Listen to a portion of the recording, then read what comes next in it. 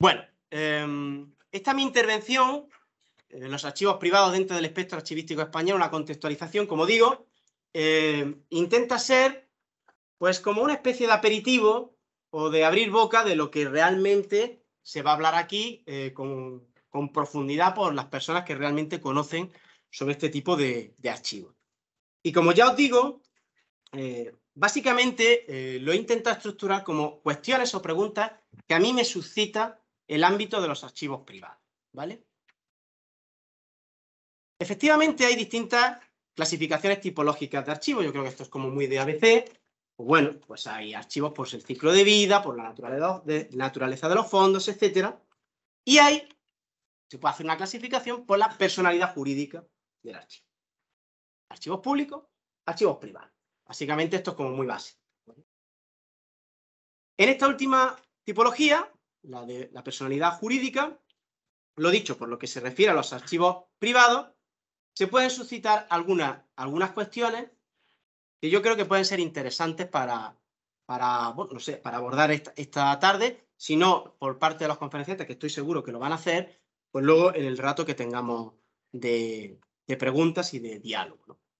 ¿Qué es un archivo privado? ¿No? Lo primero que nos podríamos preguntar.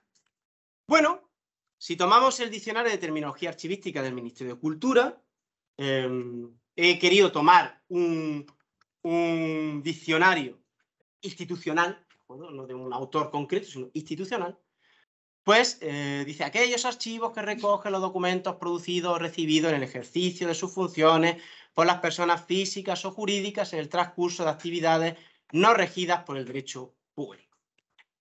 Una definición aséptica. Bueno, ¿qué significa esto? Bueno, que los archivos privados se entiende que se incluyen en el sistema español de archivos, de hecho lo hacen, a través de este famoso Real Decreto 1708-2011, ¿no? Que es como gran marco nacional. Y hay dos artículos, el artículo 1.a, los archivos privados forman parte del sistema español de archivos, vinculados mediante instrumentos de cooperación. En ese espíritu que tiene no solo esta ley, no solo este Real Decreto, sino todo el sistema español de archivos, del ámbito colaborativo, cooperativo, bueno, que tampoco está mal, es lo que hay, pero es la realidad, es el marco en el que se incardinan los distintos archivos, ¿no? De las distintas administraciones y los archivos privados. Y luego el artículo 18.1, el Ministerio de Cultura, de acuerdo con la normativa vigente, pues arbitrará medios económicos y técnicos, bueno, para ayudar, apoyar a estos archivos y al mantenimiento y conservación de su patrimonio. Básicamente esto se suele hacer o se intenta hacer por distintas administraciones. Lo vamos a ver un poquito más adelante, ¿vale? Bueno, pues esto es el primer escalón, el primer marco, ¿no? Segunda cuestión que a mí me puede suscitar esto, o que creo que se puede suscitar. ¿Los archivos privados cumplen el concepto de archivo? Esta es una pregunta un poco gruesa. Aquí van con curvas, ¿eh? Bueno, en principio, vuelvo a tomar un texto legislativo, la Ley del Patrimonio Histórico Español del 85. Bueno, vamos a leer todo este párrafo. Conjunto orgánico de documentos, la reunión de varios de ellos, reunidos por las personas jurídicas, públicas o privadas, para, bueno, la utilización, la investigación, la cultura, la información. En principio, a mí a veces pienso que pueden suscitarse alguna duda. En el ámbito orgánico, de la organicidad, a veces, los archivos privados, tengo la sensación de que resulta difícil apoyarlos sobre aspectos del principio de procedencia. Las familias, las personas, no son estructuras organizadas, estructuradas, legisladas, etc. Y luego, el tratamiento archivístico de algunos fondos y de algunas agrupaciones documentales de estos archivos privados, pues acercan a lo que puede ser el tratamiento de una colección. ¿De acuerdo? Luego ya, si nos metemos en lo de la utilización de los fondos en los archivos privados para la investigación o la cultura, aquí ya nos encontramos con otro problema. Porque esa utilización para la investigación y la cultura a veces es compleja, por motivos diversos. por los recursos que tienen estos archivos, por la infraestructura del propio archivo privado, si está en manos privadas, por la propia idiosincrasia de la organización. Es a veces complejo, realmente, en los archivos privados, es la sensación que yo tengo, de que se cumpla en su totalidad ese concepto. La tercera cuestión es cuántos tipos de archivos privados podemos encontrar en España, ¿vale? Bueno, según la tipología del Ministerio de Cultura, puede haber otras, pero bueno, tenemos archivos personales y familiares, archivos de asociaciones y fundaciones, archivos de empresas y archivos religiosos, ¿vale? También aquí se puede generar un cierto problema en esta tipificación. Evidentemente, hay diferencias entre archivos personales y familiares. Entre otras cosas, una cosa evidente, ¿no? Como para agruparlos juntos. Estos últimos pueden agrupar los fondos de las familias de varias personas. Después hay archivos de fundaciones que básicamente son archivos personales o familiares. Algunos de los archivos de fundaciones nobiliarias son prácticamente eso, o incluso de fundaciones políticas. Luego, además, en los archivos religiosos, en los archivos de la Iglesia, por ejemplo, está claro que no es lo mismo tratar fondos monásticos que catedralicios, que diocesanos. Yo creo que hay bastantes diferencias. Por lo tanto, el tratamiento y organización archivística es muy diferente entre los distintos tipos de archivos privados, ¿de acuerdo? E incluso esta tipificación, pues a veces yo creo que no es lo suficientemente correcta. ¿Cómo se organizan los archivos privados? Eso puede ser otra pregunta. En principio, bueno, si tomamos uno de los grandes popes de la archivística, que es Schellenberg, marca 3 puntos, identificación de series documentales. Bueno, esto es típico de cualquier archivo. En caso de no identificarse serie, agrupar la documentación por afinidad o parentesco y ordenar cronológica o alfabéticamente la documentación de las agrupaciones documentales según corresponde. Bueno, esto es una postura. Gracias a Dios se ha avanzado bastante en este sentido, creo yo.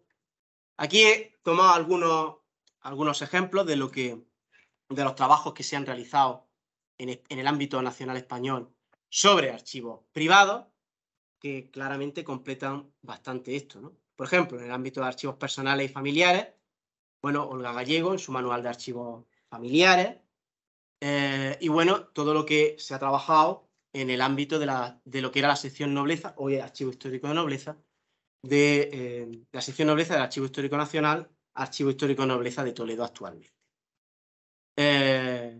Luego, pues en los archivos religiosos, he querido rescatar pues una obra como muy clásica ya, que es la de Pedro Rubio Merino, su archivística eclesiástica, y de manera más actual, pues los trabajos del grupo de trabajo de archivos de la Iglesia y de la Asociación de Archiveros de la Iglesia en España, que superan bastante en los aspectos de Schellenberg que en un principio hemos comentado.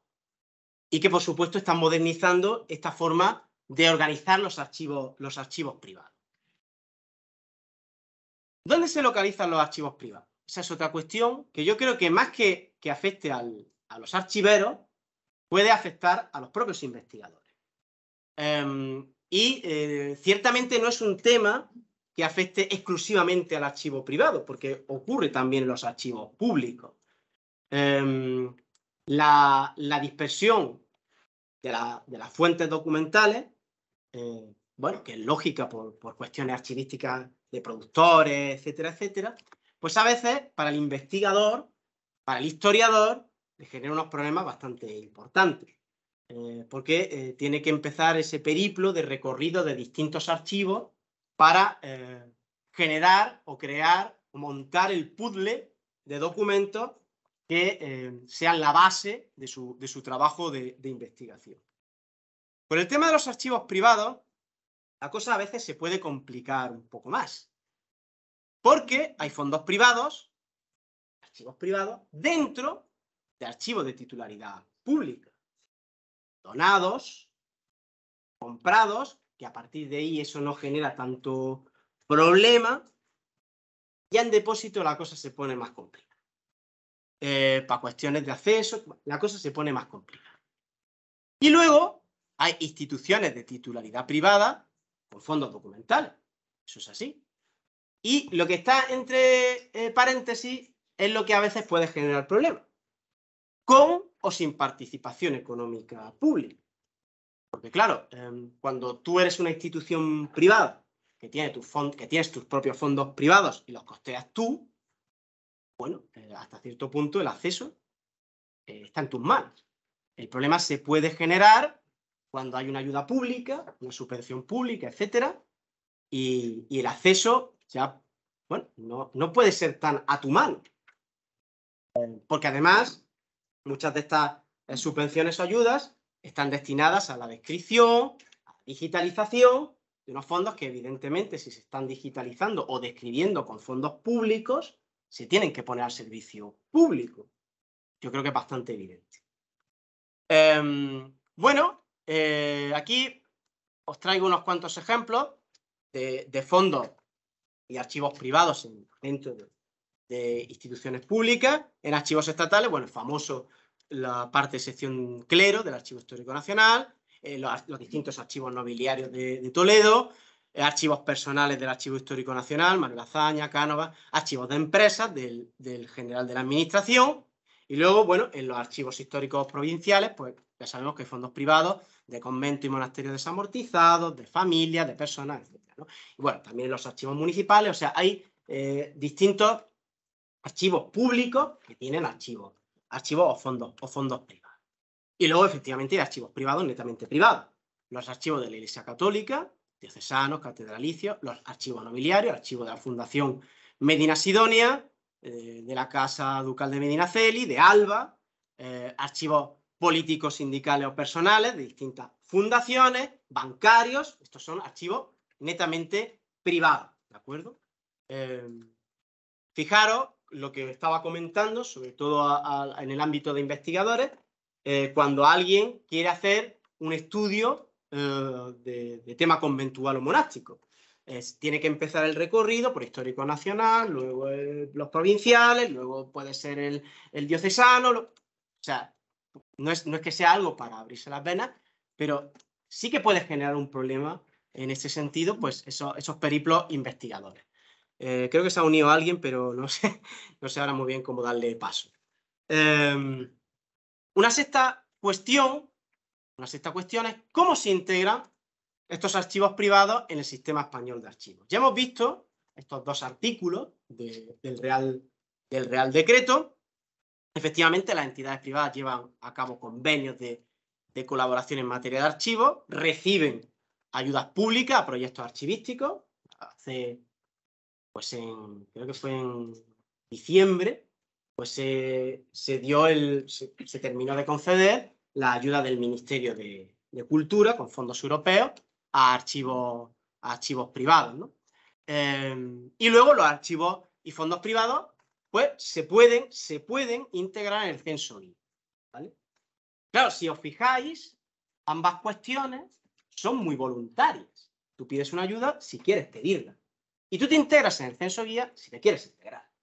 O sea, no es algo que estés obligado per se, ¿de acuerdo? Entonces, habrá instituciones privadas o archivos privados que por lo que sea no pidan ayuda, y esto es así, puede parecer muy de locos, pero es que es así, y que no se integren en el censo guía. Aparte de eso, lo que puede ser más complejo es el tema del acceso. El tema del acceso. La accesibilidad a los documentos de los archivos privados no se atiene a una regulación uniforme de carácter nacional, una práctica normalizada. Básicamente, cada archivo privado tiene su fórmula, ¿no? Yo creo que además en el ámbito universitario de la investigación histórica, pues cualquier profesor que investiga siempre te cuenta, pues yo fui a tal archivo y no me abrieron, pues a mí sí me abrieron, pues yo pude llegar al depósito, pues yo nunca he pisado un depósito. O sea, cada uno tiene, y a lo mejor son de la misma tipología, pero tienen distintas formas. Y sobre todo el tratamiento descriptivo y los instrumentos de descripción que dan acceso a la información archivística son muy variopintos. Esto, vuelvo a repetir, puede ser algo que tenga presencia también en los archivos públicos. Todos, o casi todos los investigadores tienen en mente pares. Bueno, pero es que pares no abarca todo. O sea, hay un montón de archivos públicos que no están en pares. Suelto por desgracia. Cada uno que piense lo que quiera. Pero ya es que los archivos privados, que no existe un instrumento que aglutine, ni siquiera los archivos a lo mejor eclesiásticos o los archivos nobiliarios, no tienen un instrumento que aglutine todas las descripciones, ni muchísimo menos. Y claro, eso yo creo que no es un problema que ataña al propio archivero, pero que sí que afecta a la investigación y a los usuarios. No nos olvidemos, en esa definición de archivo que nos da la Ley de Patrimonio, que los archivos tienen que estar al servicio de la cultura, de la investigación, etcétera, etcétera, ¿no? Y una séptima cuestión, ¿qué documentación se encuentra en los archivos privados? Bueno, esto sí que es una historia tremenda. La variedad tipológica documental es enorme. Diplomática, señorial, eclesiástica, etcétera, etcétera, etcétera. De tipo privado. Pero es que a ello se le añade la presencia de documentación de tipología diplomática pública. Diplomática regia, diplomática notarial, etcétera. O sea, hay un montón de tipologías documentales de distintas características, ¿vale? Entonces, bueno, es bastante difícil en muchos casos. Aquí, por ejemplo, tenemos en esta imagen, pues es un libro de bautizados, es un libro sacramental del diocesano de Valladolid, pero el diocesano de Valladolid tiene libros sacramentales, reales decretos, privilegios rodados, o sea, tiene de todo.